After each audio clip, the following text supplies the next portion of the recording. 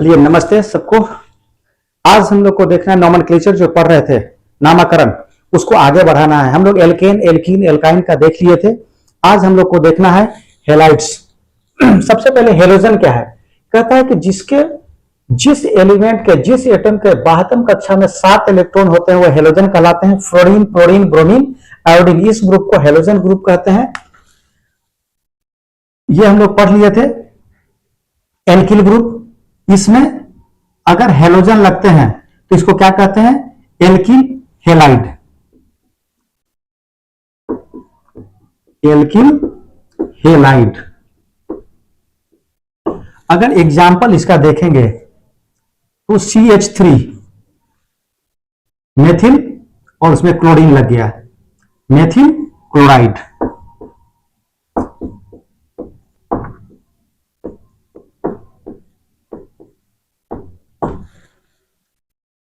CH3, CH2, ये क्या हो गया? एथिल। उसमें अगर ब्रोमीन लग गया तो क्या कहते हैं? Ethyl bromide.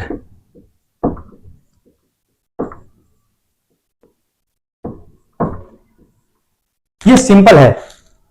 किसी भी एल्किल समूह के साथ अगर हेलोजन जुड़ गया तो एल्किल हेलाइड। मेथिल के साथ जुड़ा तो मेथिल, क्लोराइड है तो क्लोराइड, ब्रोमीन है तो ब्रोमाइड, आयोडीन है तो आयोडाइड। नामकरण कर देना है। अब इसके बाद पढ़ना है एल्कोहल।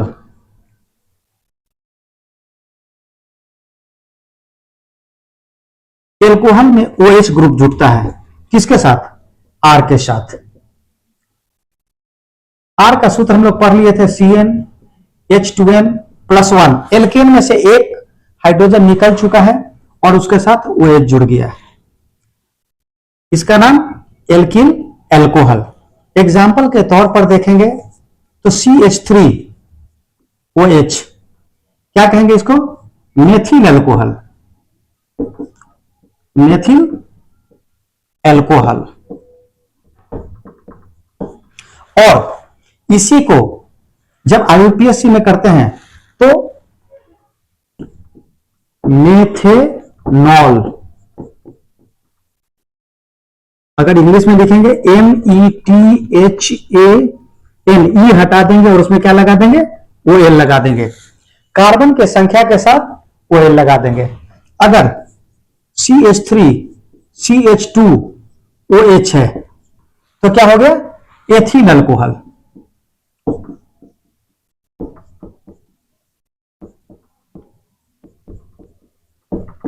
इसे क्या कहते हैं? एथेनॉल। ETHAN, ई हटा देंगे और OL, एथेनॉल। ये सिंपल हो गया। कार्बन की जितनी संख्या है उस हिसाब से उसका नेमिंग कर देंगे और साथ में क्या लगा देंगे? OL लगा देंगे। Methanol, ethanol, propanol, butanol. और ऐसा भी हो सकता है कि CH3 CHOH CH2 CH3 अगर कहीं साइड में लगा हुआ है एल्कोहल ग्रुप तो इसका नंबरिंग करेंगे। और नंबरिंग किधर से करेंगे? जिधर ही नजदीक पड़ेगा। 1 2 3 4। कितने नंबर पर एल्कोहल है? 2 नंबर पर। तो कितने कार्बन है? 1 2 3 4। 4 कार्बन वाले को क्या कहते हैं? ब्यूटेनॉल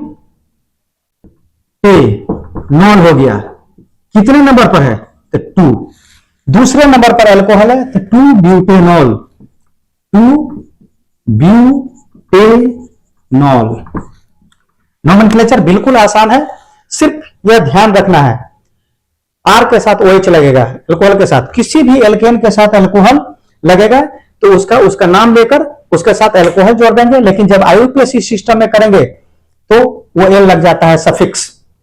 प्रीफिक्स मतलब हो गया पहले लगने वाला और सफिक्स मींस बाद में, उपसर्ग और प्रत्यय। चलिए इसे नोट डाउन कर लीजिए, फिर हम लोग आगे देखते हैं।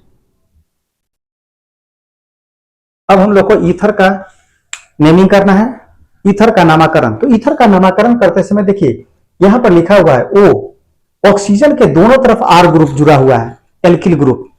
तो एल्किल ग्रुप में हम लोग पढ़ चुके हैं CnH2n+ वन। एल्केन में से क्या करना है, एक हाइड्रोजन को रिप्लेस कर देना है, जो खाली जगह बचेगा उसी के साथ जुड़ेगा। तो इसका अगर एग्जाम्पल लेना है तो हम लोग ले सकते हैं CH3OCH3।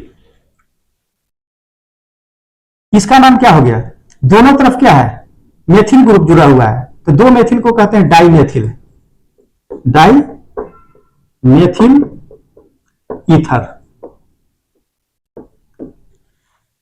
दूसरा एग्जांपल ले सकते हैं CH3OC2H5, मतलब CH2CH3 जो भी करना है, इसे एथिल कहते हैं और इसको क्या कहते हैं, मेथिल। तो अगर इसका IUPAC नोमेनक्लेचर करना है तो जो छोटा वाला है पहले इसको लिखते हैं मिथॉक्सी, मेथॉक्सी, ये पूरा हो गया मेथॉक्सी, और इसे क्या कहते हैं, एथेन, मेथॉक्सी एथेन। अगर इसका नोमेनक्लेचर करना है तो क्या लिखेंगे, मेथॉक्सी मीथेन।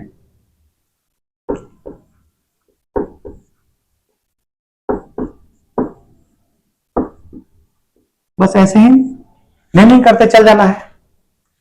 इसके बाद हम लोग को पढ़ना है aldehyde.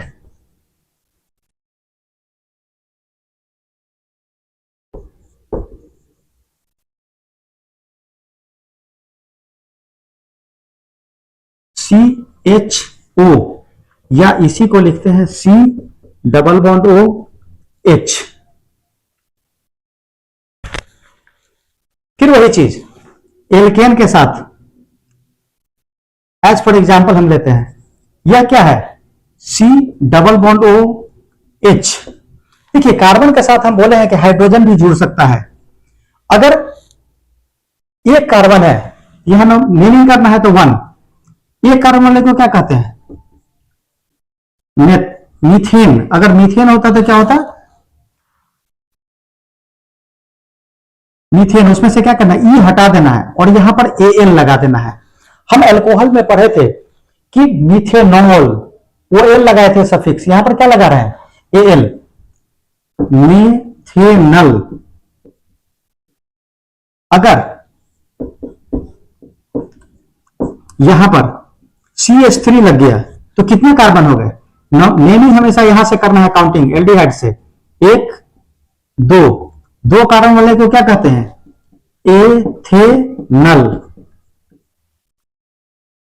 CH3 CH2 CH2 C double bond H, 1 2 3 4, चार कार्बन वाले को क्या कहते हैं, ब्यूट। तो ब्यूटेन होना चाहिए था, ब्यूटेनल। अंत में क्या लग गया, सब में ETHANE हट गया, Al, ब्यूटेन में से E हट गया, Al, सफिक्स लग गया, एल्डिहाइड का नोमेनक्लेचर हो गया। इसे फॉर्मेल्डिहाइड भी कहते हैं, सिंपली इसे फॉर्मेल्डिहाइड कहते हैं, इसे एसिटल्डिहाइड कहते हैं। एकदम बिल्कुल IUPAC में क्लियर रहिएगा, कहां पर OL लग रहा है, कहां पर Al लग रहा है, इसका ध्यान रखेंगे। अल्कोहल में OL लगा था और एल्डिहाइड में Al लग रहा है। चलिए इसे नोट डाउन कीजिए और थोड़ा थोड़ा प्रैक्टिस करते रहिएगा, जिससे काम आपका आसान हो जाए। अब हम लोग को देखना है कीटोन ग्रुप। कीटोन ग्रुप में क्या होता है, CO के साथ दोनों साथ तरफ R जुड़ा होता है। अगर इसके एग्जाम्पल को देखेंगे तो CH3 C और CH3। अगर इसका नेमिंग करना हो तो बड़ा आसान है, 1 2 3, कितने नंबर पर है, दूसरे नंबर पर है, तो 2 और 1 2 3, तीन वाले को क्या कहते हैं, प्रोपेनोन, ONE लग जाएगा, 2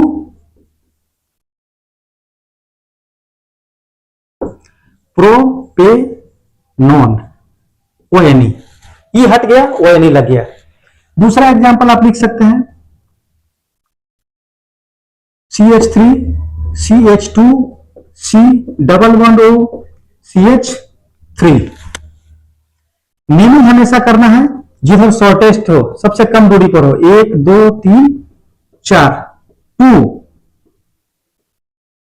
ब्यूटेनोन, 2 ब्यूटेनोन, वेरी सिंपल। इसके बाद हम लोग को पढ़ना है कार्बोक्सिलिक ग्रुप।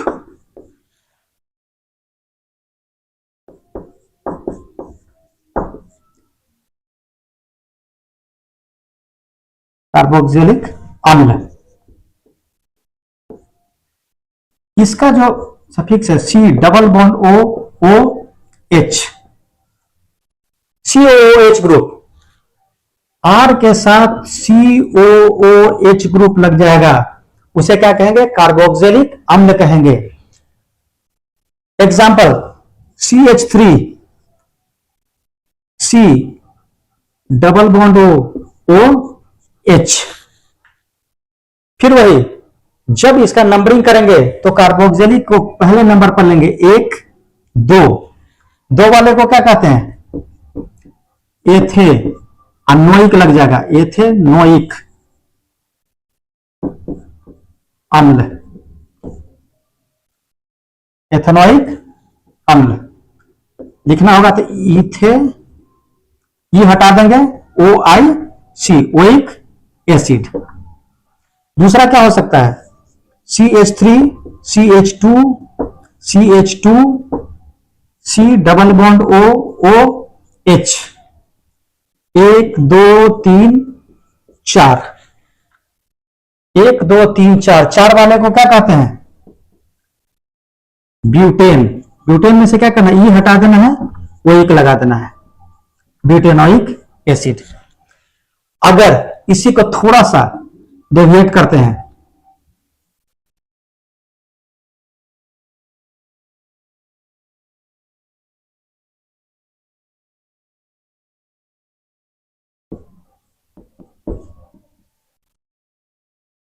अब इसे क्या लिखेंगे?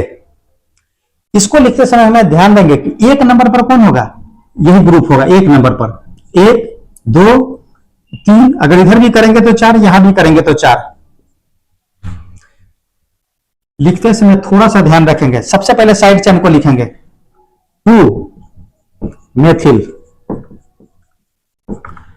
साथ में ब्यूटेनोइक अम्ल। तो हम समझते हैं कि किसी भी प्रकार के नोमेनक्लेचर में आपको दिक्कत नहीं होना चाहिए, बशर्ते जब आप इसका प्रैक्टिस करेंगे। यह प्रैक्टिस करेंगे तो बिल्कुल आसानी से आप लिख पाएंगे, क्योंकि आपको सिर्फ नंबर याद करना है और क्या सफिक्स लग रहा है, क्या प्रीफिक्स लग रहा है, इसका ध्यान रखना है और इसको लिखते चलना है। चलिए जल्दी से नोट डाउन कीजिए, फिर हम लोग आगे बढ़ते हैं। अब हम लोग को देखना है समावयवता, आइसोमेरिज्म। आइसोमेरिज्म किसी भी अणु का भिन्न भिन्न रूपों में पाया जाना समावयवता कहलाता है, तथा भिन्न भिन्न रूप समावयवी कहलाते हैं। जैसे as for example CH3 CH2 OH, इसी को दूसरे रूप में लिखेंगे तो लिख सकते हैं CH3O CH3। इसमें गौर से देखिए, कार्बन का संख्या 2, हाइड्रोजन का संख्या 3, 2 5 1 6,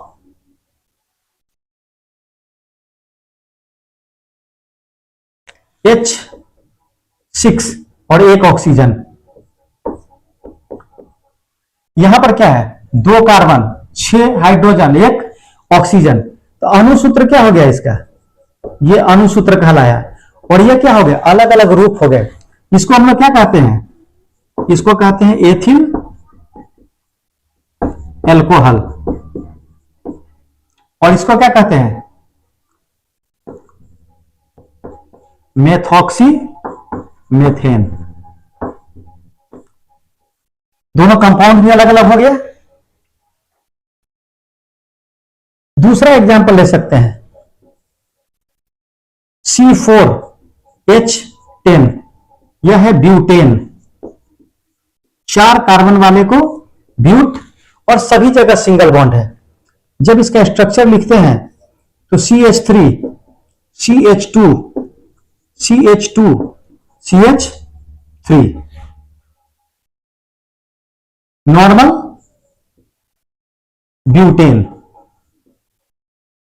इसका नाम क्या होगा? Simple normal butane. अगर इसी को थोड़ा सा CH3 CH CH3 CH3, अब देखिए यहां पर कहीं भी साइड चेन नहीं था और यहां पर क्या हो गया? साइड चेन हो गया। तब क्या करना है? हम बताए थे कि नेमिंग वहां से करना है जहां पर साइड चेन सबसे पहले आए। तो 1 2 3 दूसरे नंबर पर, 1 2 3 दूसरे नंबर पर, 1 2 3 दूसरे नंबर पर, इधर से भी करेंगे तो कहीं से लेंगे तो क्या करेंगे? 1 2 3। इसे क्या कहते हैं? इसे कहते हैं आइसोब्यूटेन, आइसोब्यूटेन। और अगर आईयूपीएसी सिस्टम में देखेंगे 2 मेथिल, साइड चेन लिखा गया। अब 1 2 3, 3 वाले को क्या कहते हैं? प्रोपेन।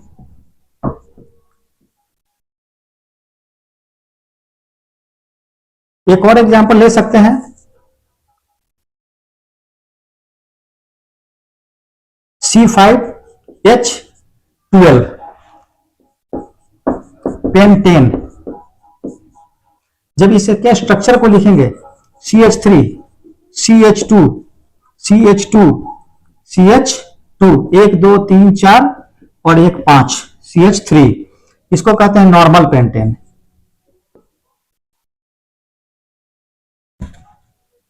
इसी को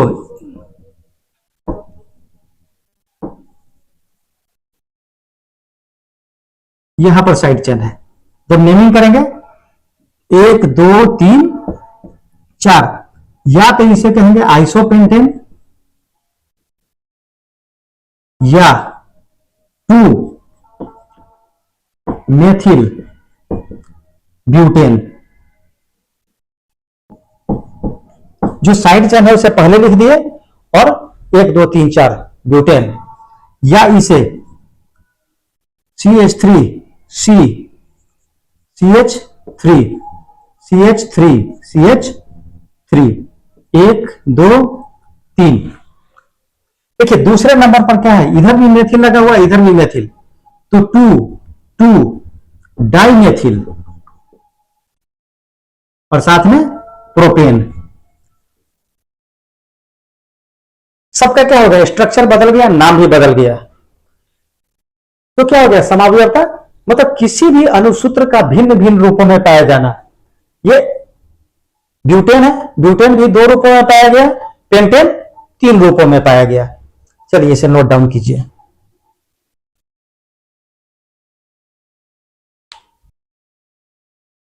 अब हम लोग को देखना है समावयवता के प्रकार। कितने तरह के समावयवता होते हैं? इसमें सबसे पहले देखना है संरचना समावयवता, जिसको स्ट्रक्चरल आइसोमेरिज्म कहते हैं। यह किस पर डिपेंड करता है? स्ट्रक्चर पर। सबसे पहले हम लोग को देखना है श्रृंखला समावयवता, चेन आइसोमेरिज्म। अभी जो हम 2 एग्जाम्पल आपको दिए हैं ब्यूटेन और पेंटेन का, वह उसी का एग्जाम्पल है। इसको हम लोग दोबारा रिपीट कर लें जिससे आपका काम आसान हो जाए। पहला एग्जाम्पल देखेंगे C4H10 ब्यूटेन, जिसमें एन लगता है कार्बन की संख्या के बाद ब्यूट, और उसमें ए नहीं लग गया। हम आपको बताए थे जितना कार्बन का संख्या उसके 2 गुना से 2 ज्यादा हो, CnH2n+2। अगर इसको अभी तुरंत बताएं CH3 CH2 CH2 और CH3, इसको क्या कहते हैं? नॉर्मल, एन से नॉर्मल और ब्यूटेन। हिंदी में भी वही हो गया, नॉर्मल ब्यूटेन। और इसको दूसरे रूप में लिखेंगे CH3 CH3 CH3, 1 2 3। दूसरे नंबर पर क्या है? साइड चेन है। अगर इसको हिंदी में लिखेंगे तो मेथिल, और साथ में जो स्ट्रेट चेन है, स्ट्रेट चेन को हमेशा सीधा लिखते हैं। और इसे क्या कहेंगे? 1 2 3 वाले को प्रोपेन, सब जगह सिंगल बॉन्ड है तो प्रोपेन हो गया। अगला example pentane C5H12 pentane,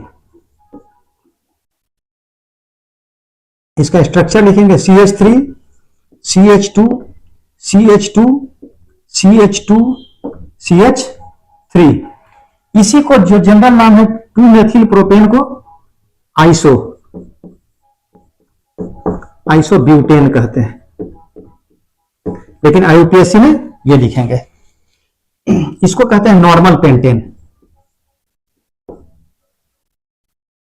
1 2 3 4 5 normal pentane.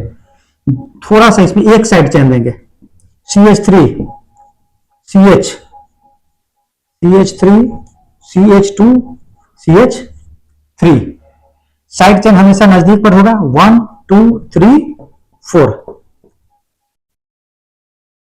Side chain वाले को पहले कितने नंबर पर है? दूसरे नंबर पर। तो 2 मेथिल और स्ट्रेट चेन 1 2 3 4 ब्यूटेन। तीसरा इसका स्ट्रक्चर हो सकता है CH3 C CH3 CH3 CH3। कहीं से भी लेंगे दूसरे नंबर पर ही आता है। ये लॉन्गेस्ट चेन हो गया, 1 2 3। दूसरे नंबर पर दोनों तरफ लगा हुआ है 2 डाई मेथिल प्रोपेन। अगर सिंपल देखेंगे तो नॉर्मल पेंटेन, इसे कहते हैं आइसोपेंटेन।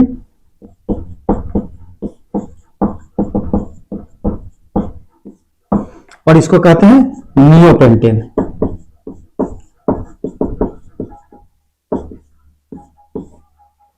हम लोग एक टाइप तो देख लिए समयावता के प्रकार में, श्रृंखला समयावता। इसके बाद हम लोग पोजीशन देखेंगे, इसके बाद स्टीरियो देखेंगे जिसमें सिस ट्रांस होगा, वो सब हम लोग आगे के क्लास में देखेंगे। आज पहले इसे नोट डाउन कीजिए और इसका पूरा प्रैक्टिस कीजिए। और हम समझते हैं कि इसमें आपको कहीं भी दिक्कत अब नहीं हो रहा होगा। आज के वीडियो में सिर्फ इतना ही, इसे नोट डाउन कर लीजिए। चलिए, थैंक यू।